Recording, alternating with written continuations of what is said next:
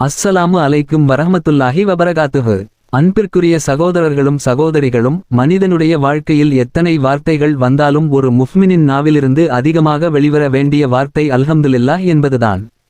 சந்தோஷம் வந்தாலும் அல்ஹம்துலில்லாஹ், சிரமம் வந்தாலும் அல்ஹம்துலில்லாஹ், உடம்பு நன்றாக இருந்தாலும் அல்ஹம்துலில்லாஹ், கொஞ்சம் நோய் வந்தாலும் அல்ஹம்துலில்லாஹ். ஏன் தெரியுமா? அல்லாஹ்வை புகழ்ந்து பேசும் அடியார்களை அல்லாஹ் ஒருபோதும் கைவிடமாட்டான். நன்றி சொல்லும் இதயத்தை அல்லாஹ் மிகவும் நேசிக்கிறான். நமக்கு கிடைத்த அருள்களை எண்ணி பார்த்தால் ஒரு நாளும் குறை சொல்ல முடியாது. ஆனால் மனிதனுடைய இயல்பு என்னவென்றால் கிடைத்ததை மறந்து கிடைக்காததை மட்டும் எண்ணி கவலைப்படுவான். ஒரு வேடிக்கையான சம்பவம் சொல்கிறேன். முல்லா நசருதீன் ஒரு நாள் சந்தைக்கு போனார். அவருக்கு ஒரு ஆசை. எல்லாரிடமும் இல்லாத மாதிரி ஒரு வித்தியாசமான குதிரை வாங்கணும். பல இடம் சுற்றி பார்த்தார். கடைசியில் ஒருவன் ஒரு குதிரையை காட்டினான். இந்த குதிரை சாதாரண குதிரை கிடையாது என்றான். முல்லா கேட்டார், என்ன விசேஷம்? அவன் சொன்னான், நீ அல்ஹம்துலில்லாஹ் என்று சொன்னால் இது வேகமாக ஓடும், சுப்ஹானல்லாஹ் என்று சொன்னால் உடனே நின்றுவிடும். முல்லாவுக்கு ஒரே சந்தோஷம். திக்கும் சொல்லலாம், பயணமும் செய்யலாம் என்று நினைத்து அந்த குதிரையை வாங்கிக் கொண்டார். ஆரம்பத்தில் மெதுவாக போனது. பிறகு குதிரையில் ஏறி உட்கார்ந்தவுடன் சந்தோஷத்தில் அல்ஹம்துலில்லாஹ் என்று சொல்லிவிட்டார். குதிரை பறந்த மாதிரி ஓட ஆரம்பித்தது. ஆரம்பத்தில் ரசித்தார். பிறகு பயமாக ஆரம்பித்தது. வேகம் அதிகரித்து கொண்டே போனது. எதை சொன்னால் நிற்கும் என்று பயத்தில் மறந்துவிட்டார். அப்படியே போய்கொண்டிருக்கும்போது முன்னால் ஒரு பெரிய பள்ளம். கீழே விழுந்தால் உயிரே போய்விடும். முல்லா பதறிப்போய் அந்த பள்ளத்தை பார்த்து ஆச்சரியத்தில் சுப்ஹானல்லாஹ் என்று சொன்னார். உடனே குதிரை நின்றுவிட்டது. உயிர் தப்பியது. அப்போது முல்லா பெருமூச்சு விட்டுக்கொண்டு அல்ஹம்துலில்லாஹ் என்றாராம். அன்பானவர்களே, இந்த கதை நமக்கு ஒரு சிரிப்பை தரலாம். ஆனால் அதற்குள் ஒரு பெரிய உண்மை இருக்கிறது. மனிதன் கஷ்டம் வந்தால் அல்லாஹ்வை மறந்துவிடுகிறான். பயம் வந்தால் திக்கை மறந்துவிடுகிறான். ஆனால் நம்மை பாதுகாக்கிறவன் அல்லாஹ் மட்டும்தான். அதனால்தான் எந்த நிலையிலும் அல்ஹம்துலில்லாஹ் என்று சொல்லும் பழக்கம் நமக்கு வர வேண்டும். அல்லாஹ் குர்ஆனில் சொர்க்கவாசிகளின் வாழ்க்கையை விவரிக்கும்போது அவர்களுடைய வார்த்தைகளையும் சொல்கிறான். அவர்கள் பேசும் மொழி திக்ராக இருக்கும். அவர்கள் சந்திக்கும் போது சலாம் சொல்வார்கள். அவர்கள் வாயில் அதிகமாக இருக்கும் வார்த்தை அல்ஹம்துலில்லாஹ். இதை பற்றி சூரா யூனுஸ் நமக்கு அழகாக எடுத்துக் கூறுகிறது. இந்த உலகத்தில் நமக்கு மூச்சு எவ்வளவு முக்கியமோ, சொர்க்கவாசிகளுக்கு திக்ர் அவ்வளவு இயல்பாக இருக்கும். நாம் ஒரு நிமிடம் யோசித்து பார்ப்போமா? இன்று நம்மிடம் எத்தனை அருள்கள் இருக்கிறது. நல்ல உணவு கிடைக்கிறது, நல்ல தண்ணீர் கிடைக்கிறது, உடம்பு ஓரளவுக்கு ஆரோக்கியமாக இருக்கிறது. கண்ணால் பார்க்கிறோம், காதால் கேட்கிறோம், கையால் வேலை செய்கிறோம், காலால் நடக்கிறோம். பெற்றோர் இருக்கிறார்கள், பிள்ளைகள் இருக்கிறார்கள், குடும்பம் இருக்கிறது. இதையெல்லாம் நாம் சாதாரணமாக எடுத்துக்கொள்கிறோம். ஆனால் உலகத்தில் எத்தனை பேருக்கு இது கிடைக்கவில்லை? ஒரு நேர உணவுக்காக காத்திருக்கும் மக்கள் இருக்கிறார்கள். தன்னை பெற்றவர்கள் யார் என்று தெரியாமல் வாழும் மக்கள் இருக்கிறார்கள். பல வருடங்களாக படுக்கையிலிருந்து எழ முடியாமல் கிடக்கும் நோயாளிகள் இருக்கிறார்கள். மருத்துவமனையில் ஒரு மூச்சுக்காக போராடுகிறவர்கள் இருக்கிறார்கள். இதையெல்லாம் பார்க்கும்போது நமக்கு இருக்கும் வாழ்க்கைக்காக எத்தனை முறை அல்ஹம்துலில்லாஹ் சொல்ல வேண்டும்? ஒருவர் தன்னுடைய மாமனார் கொடுத்த விலையுயர்ந்த கடிகாரத்தை பெருமையாக காட்டினார். இதன் விலை லட்சக்கணக்கில் இருக்கும் என்றார். சரி, அந்த கடிகாரத்தை கட்ட கையை கொடுத்தது யார்? நேரத்தை பார்க்க கண்ணை கொடுத்தது யார்?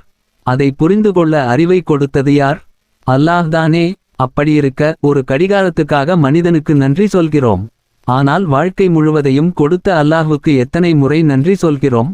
நம்முடைய உடம்புக்குள்ளே தினமும் என்ன நடக்கிறது தெரியுமா? இரத்தத்தை சுத்திகரிக்கும் வேலை சிறுநீரகம் செய்து கொண்டே இருக்கிறது. ஒரு நாள் அது செயலிழந்துவிட்டால் என்ன ஆகும்? டயாலிசிஸ் செய்ய வேண்டிய நிலை வரும். ஆயிரக்கணக்கில் செலவு ஆகும். ஆனால் இத்தனை வருடங்களாக அல்லாஹ் எந்த கட்டணமும் இல்லாமல் நம்முடைய உடலை இயக்கிக் கொண்டிருக்கிறான். இதற்காக நாம் ஒரு நாளாவது நின்று அல்ஹம்துலில்லாஹ் சொன்னதுண்டா? நாம் சாப்பிடும் உணவு உடம்புக்குள் சென்று செரிகிறது. வயிற்றில் இருக்கும் அமிலங்கள் அந்த உணவை கரைக்கிறது. அந்த அமைப்பை அல்லாஹ் எவ்வளவு துல்லியமாக படைத்திருக்கிறான் பாருங்கள். ஒரு சிறிய கோளாறு ஏற்பட்டாலே மனிதன் வலியில் துடிக்கிறான். செரிமானம் நின்றுவிட்டால் தூக்கம் போய்விடும். அதுவரை சாதாரணமாக இருந்த உடம்பு ஒரு நிமிடத்தில் சிரமமாக மாறிவிடும். அப்போது தான் ஆரோக்கியம் எவ்வளவு பெரிய அருள் என்று புரியும். அதுபோல நாம் குடிக்கும் தண்ணீரை பாருங்கள். உலகத்தில் பெரும்பாலான நீர் உப்பு தண்ணீர். குடிக்க தகுதியான நீர் மிகவும் குறைவு. ஆனாலும் அல்லாஹ் நமக்கு இனிமையான தண்ணீரை தருகிறான். சூரா வாக்யாவில் அல்லாஹ் கேட்கிறான், நீங்கள் குடிக்கும் தண்ணீரை பார்த்தீர்களா? அதை மேகத்திலிருந்து நீங்கள் இறக்குகிறீர்களா? அல்லது நானா? அல்லாஹ் நினைத்தால் குடிக்கும் தண்ணீரையே உப்பாக மாற்றிவிட முடியும். ஆனால் இன்னும் நமக்கு சுத்தமான தண்ணீர் கிடைக்கிறது. அதற்காக கூட நாம் அல்ஹம்துலில்லாஹ் சொல்ல மறந்துவிடுகிறோம். ஒரு பெரிய ஆட்சியாளர் ஒருவரிடம் ஒரு அறிஞர் கேட்டாராம், உங்களுக்கு கடுமையான தாகம் வந்திருக்கிறது. ஒரு டம்ளர் தண்ணீர் மட்டும்தான் கிடைக்கும். அதை வாங்க உங்களுடைய ஆட்சியில் பாதியை கொடுப்பீர்களா? அவர் சொன்னார், கொடுப்பேன். பிறகு கேட்டார், அந்த தண்ணீர் உடம்பிலிருந்து வெளியே வராமல் தடுத்து விட்டால் அதை வெளியேற்ற மீதமுள்ள ஆட்சியையும் கொடுப்பீர்களா? அதற்கும் ஆம் என்றார். அப்போது அந்த அறிஞர் சொன்னார், உன் முழு ஆட்சியும் ஒரு டம்ளர் தண்ணீரின் மதிப்புதான். அன்பானவர்களே, மனிதன் பெருமைப்படும் எல்லாம் ஒரு நிமிடத்தில் போய்விடலாம். ஆனால் அல்லாவின் அருள் இருந்தால் வாழ்க்கை அமைதியாக இருக்கும். அதனால்தான் கிடைத்ததை கொண்டு திருப்தி அடைய வேண்டும். குறைவாக இருந்தாலும் அல்ஹம்துலில்லாஹ் சொல்ல வேண்டும். ஏனெனில் நன்றி சொல்லும் அடியார்களுக்கு அல்லாஹ் அதிகமாக தருவான் என்று குர்ஆன் உறுதி அளிக்கிறது. நபிகள் நாயகம் ஸல்லல்லாஹு அலைஹி வஸல்லம் காலத்தில் ஒரு சம்பவம் நடந்தது. ஒருவருக்கு நபியவர்கள் ஒரு பேரீச்சம் பழம் கொடுத்தார்கள்.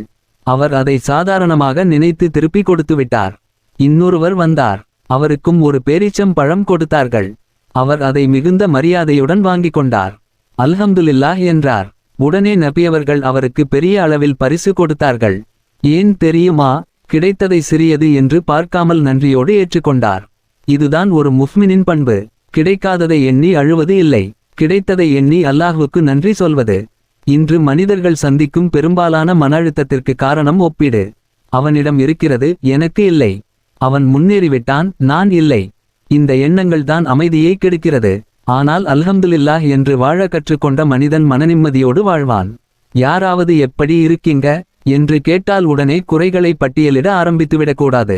அல்ஹம்துலில்லாஹ் நன்றாக இருக்கிறேன் என்று சொல்லும் பழக்கம் வர வேண்டும். ஏனெனில் நம்முடைய வார்த்தைகள் கூட நம்முடைய மனநிலையை மாற்றுகிறது. அல்லாஹ்வை புகழும் நாவுக்கு அல்லாஹ் பறக்கத் தருவான். அன்பிற்குரிய சகோதரர்களே, சொர்க்கவாசிகளின் மொழி தீக்கு. அவர்களுடைய வாழ்வு நன்றி, அவர்களுடைய முடிவு அல்ஹம்துலில்லாஹ். அதனால் இந்த உலகத்திலேயே நம்முடைய நாவை அந்த வார்த்தைக்கு பழக்கப்படுத்தி கொள்ள வேண்டும். காலையில் எழுந்தாலும் அல்ஹம்துலில்லாஹ், உணவு சாப்பிட்டாலும் அல்ஹம்துலில்லாஹ், ஒரு சிரமம் நீங்கினாலும் அல்ஹம்துலில்லாஹ், வாழ்க்கையில் எதுவாக நடந்தாலும் அல்ஹம்துலில்லாஹ். அல்லாஹ் நமக்கு நன்றி செலுத்தும் இதயத்தையும் திக்ரால் நனைந்த நாவையும் அவனை நினைத்து வாழும் வாழ்க்கையையும் தந்தருள்வானாக. நம்முடைய பேச்சும் மூச்சும் அல்ஹம்துலில்லாஹ் ஆக அமைவதாக. அந்த நன்றியின் வழியாக உயர்ந்த சொர்க்கத்தை அடைய அல்லாஹ் நமக்கு தஃபீக் வழங்குவானாக. ஆமீன். இந்த வீடியோ உங்களுக்கு பயனுள்ளதாக இருந்தால் தயவுசெய்து லைக் பண்ணுங்கள், ஷேர் பண்ணுங்கள். மேலும் இப்படி பயனுள்ள இஸ்லாமிய உள்ளடக்கங்களுக்கு சப்ஸ்கிரைப் செய்ய மறக்காதீர்கள்.